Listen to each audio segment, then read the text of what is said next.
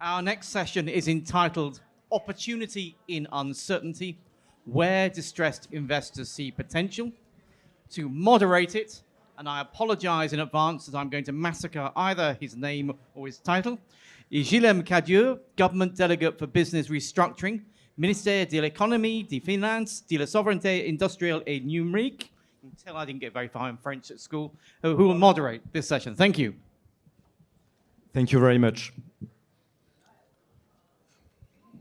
So I'm Guillaume Cadieux, so almost the right pronunciation, but you know, it's the prime of all my life. I'm very happy to be here. I'm still surprised that there are so many people left to discuss about distressed assets. It's not usually the kind of situation you want to be. I'm very happy as well to be with eminent guests with a very broad spectrum of experiences in turnaround. You will see that. And allow me very quick word of introduction just to lay the ground of our discussion today. You know, we are coming out from very strange times, COVID-19. There was a very limited activity in restructuring compared to the previous years. You know the reason, thanks to strong government support all over the planet. But now, I think we are witnessing a kind of shift. So the question, is this period of quietness over or not?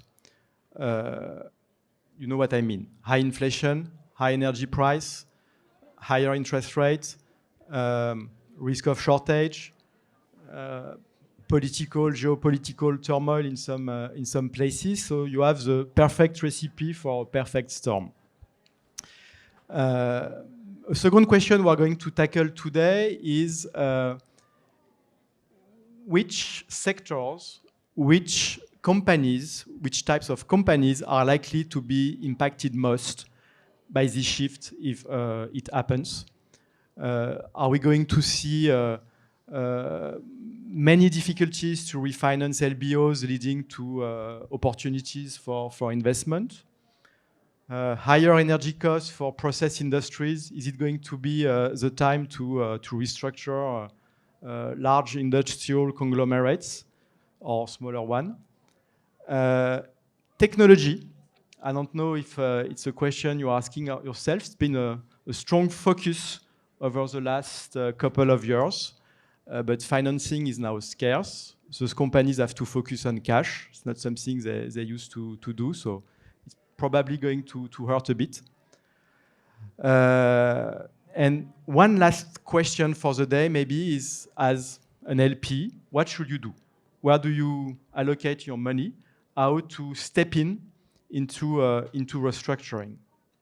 So maybe to start our talk, Matt from Oaktree, will you be so kind to give us a bit more information about the context, what's happening, and what do you expect? Yeah, thank you. Good afternoon.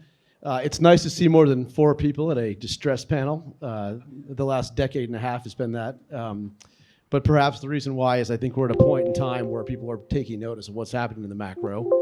I'm based in Los Angeles, California. I run our special situations business there. Oaktree is a global manager of about 165 billion of assets with a specialty in distress. And I will say, look, you know, you're all seeing the same movie play out that we are, with high inflation across the globe, with central banks taking unprecedented action to, frankly, I think fix what they missed last year, particularly in the case of the US Federal Reserve.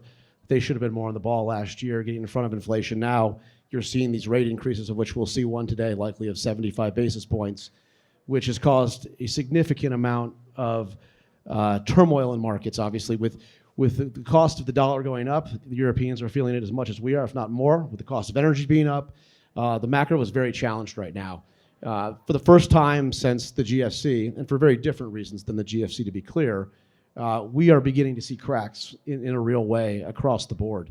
To give you some perspective on the micro, you know, in the US, for example, at the time of the global financial crisis in 08 and 09, there was about $1.2 trillion of leveraged loans and bonds on non-investment grade basis in the US. It's $3 trillion today. We've just levered up more and more over the last 12, 15 years. and the foundations for what could be a very significant cycle are in place right now. What I think is perhaps scary, which I don't think people fully appreciate yet, is that the rapidity at which the pace of rate increases has happened this year, and the unprecedented nature of how fast capital costs have gone up, combined with what I believe will be a slowing of the economies in the next 2 to 6 quarters, is going to put a lot of pressure on P&Ls and cash flow businesses at the exact same time when their interest rates, which are largely floating, particularly in the context of LBOs and bank loans, and not hedged, will be going up dramatically. It's going to set up a very interesting dynamic for distressed investors because the confluence of lower earnings, lower cash flow against higher borrowing cost is going to be a very challenging situation. One that's going to give a distressed investor a chance to buy debt at very attractive prices, or equity investors a chance to put in equity to provide liquidity and delever those balance sheets. So at Oaktree, we're very excited about what we see in front of us right now. Certainly nobody likes to be Dr. Doom in a meeting like this and preaching the ills that could come, but I think it is hard to see a path to a soft landing either in Europe or the United States right now, simply because I think the US Fed is going to be on a mission and by definition will overcorrect in their policy decisions and ultimately put the country into recession. They'll then loosen policy at some point down the road to restart the growth, but there's going to be a period of turbulence, I believe, in the next 18 months that is going to be a very attractive opportunity for funds like ours. Thank you, Matt.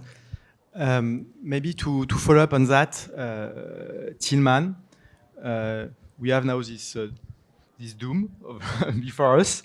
How corporates are going to act? What are they going to do in terms of business portfolio strategy? Do you foresee more carve-outs? So we are Munich-based investor in corporate carve-outs across Western Europe. So what we've seen over the last years, there's some deals or opportunities which are driven by macro trends.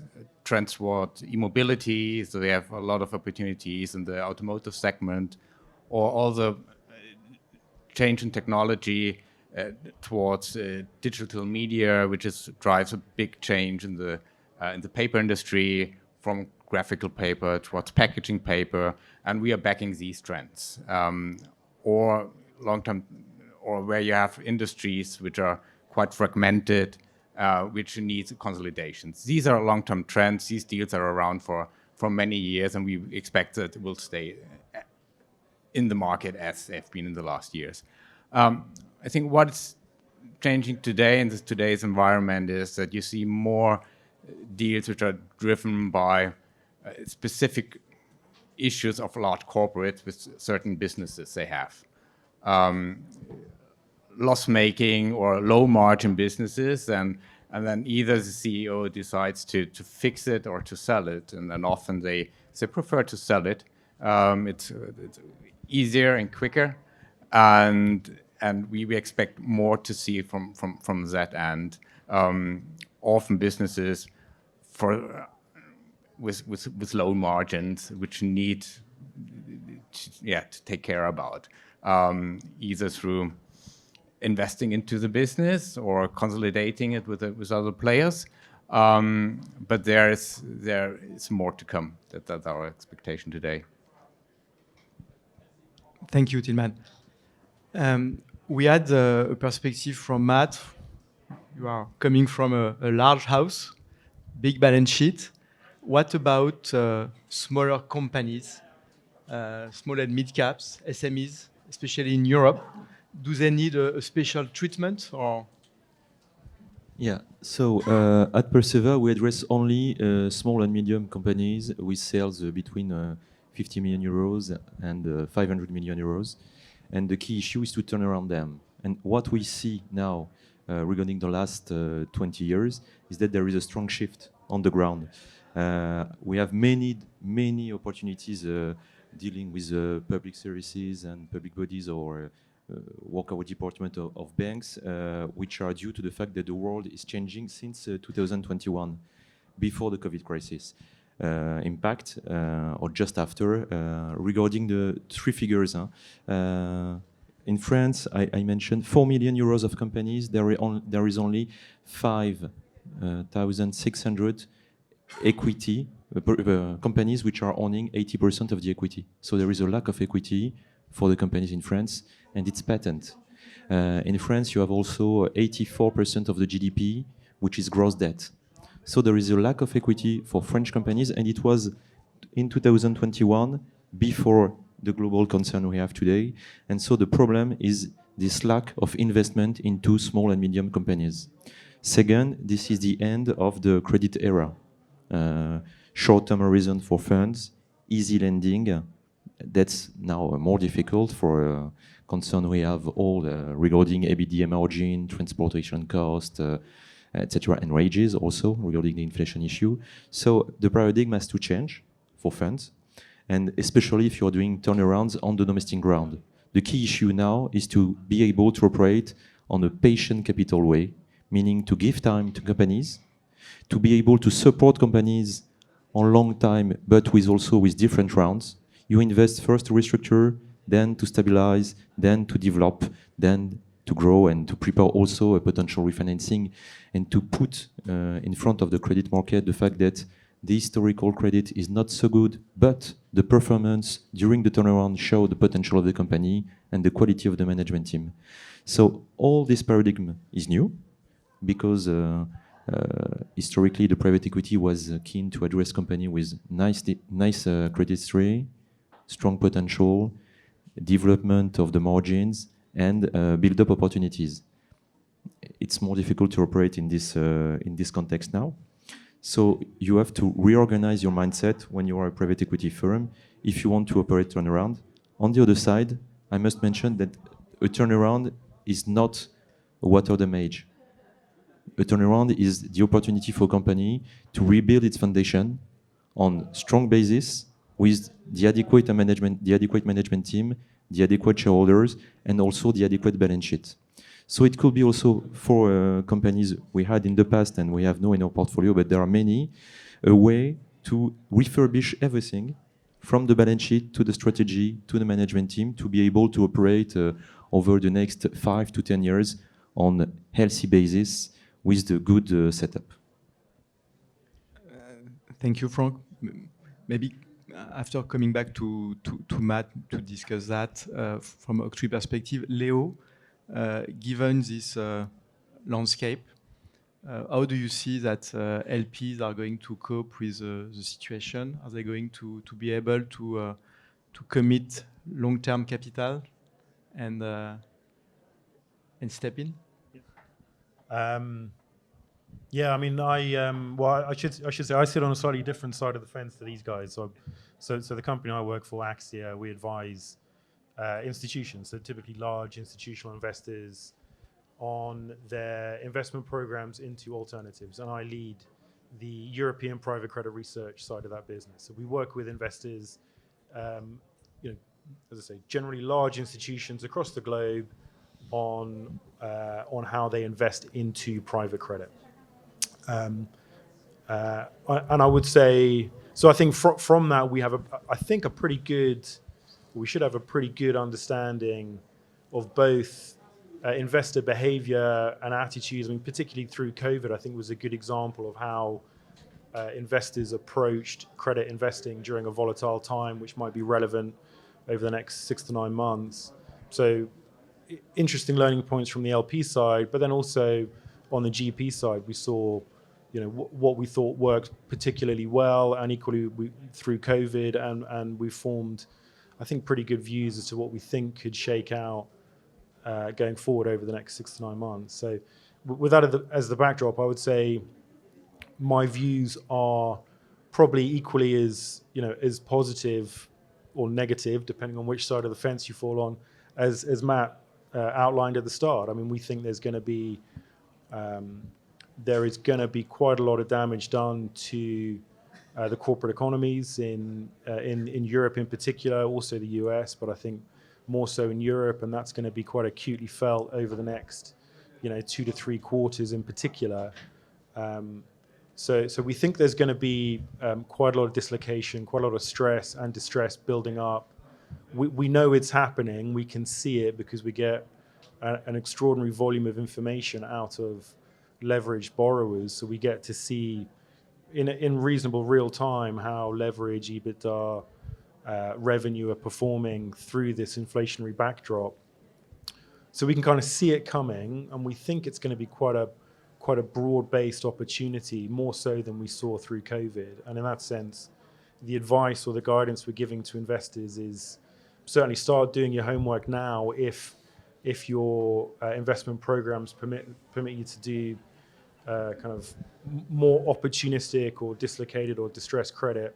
Start doing your homework now and prepare for an opportunity set, which, as I say, could be somewhat more broad-based than we saw through the COVID dislocation. If I just touch on that as an illustration of LP behavior, I think, as an example of how LPs approached private credit investing during a period of volatility, we saw a very clear bifurcation in investing behavior from, on the one hand, a skew towards what was perceived as being very low risk, very safe senior style lending, and then on the other hand, a skew towards much more deep distress, dislocation type strategies. So we certainly saw that kind of bifurcation. I would expect that to replicate over the next year or so. And also, we probably saw a bit of a home market bias amongst investors. So US investors skewed towards US GPs, Europeans skewed towards Europeans. I would probably expect that to occur again. Maybe more of European activity amongst the US institutional investor base this time around, as I say, because I think Europe will be somewhat more in the eye of the storm compared to the US. But why don't I just pause there? I mean, I'm happy I can talk about this stuff for ages, but that's a kind of a summary of at least where we think LPs will be active. Thanks a lot, Leo. Maybe Matt, to be in Leo's footsteps, how do you see the gap or the differences between investing in Europe and in the US? I think we have the same crisis, but not for the same reasons. Yeah, look, I echo a lot of what Leo said. I think there is a lot to be excited about, I guess, if you're a distressed investor. Maybe not if you're a public equity investor. You're sitting on a lot of things that you're going to be sitting on for a while. What I would say is, as a macro comment, at the beginning of this year, one of my clients asked me what we were looking at in the distressed debt world, and quite frankly, other than dribs and drabs, we had not bought anything in size since 2020 when COVID obviously did what it did in the second quarter. My answer at the time was we were 25 to 30 points away on names in the U.S. and Europe. Most things were trading 95 to par on a debt basis. Today that same conversation we're having is 5 to 7 points away, and we're buying names again in some size in certain cases right now.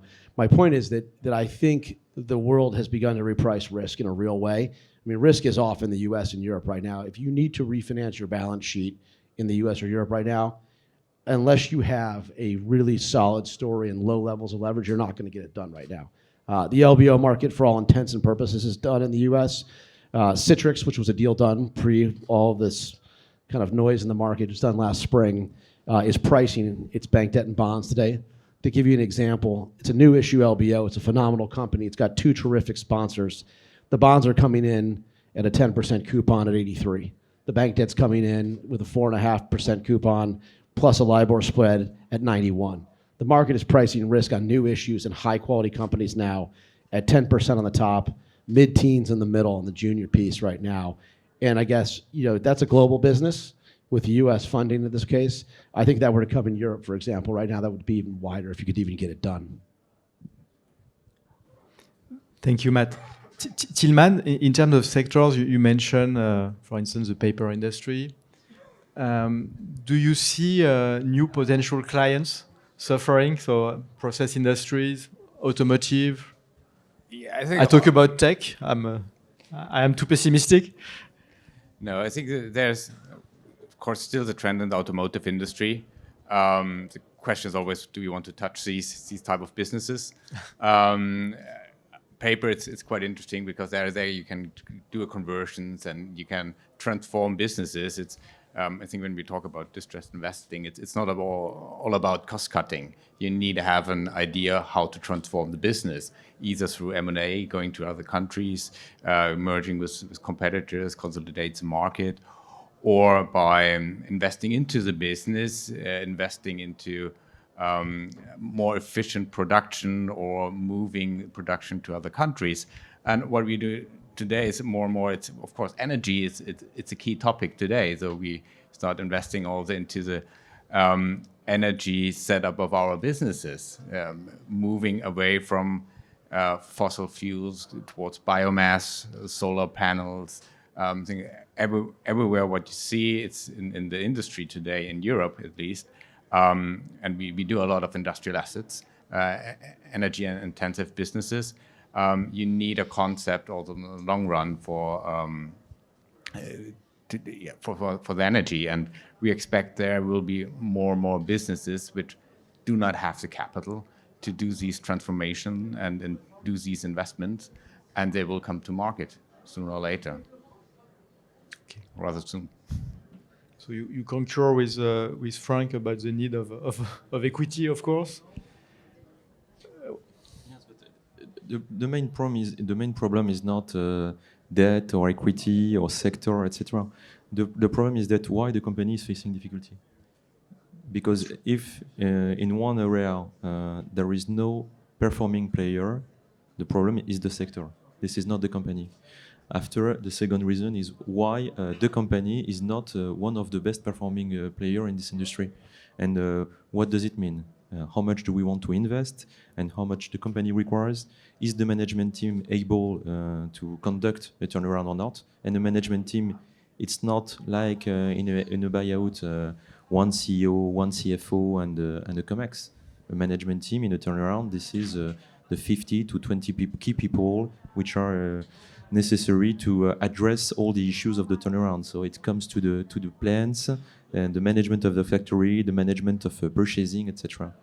And then you have a setup, and what is the amount of money which is required? Really often, it's difficult to raise this amount by debt, because you have to commit on long term without thinking about a detention horizon to be able to give the company the pace and also the protection of the time under the shareholder.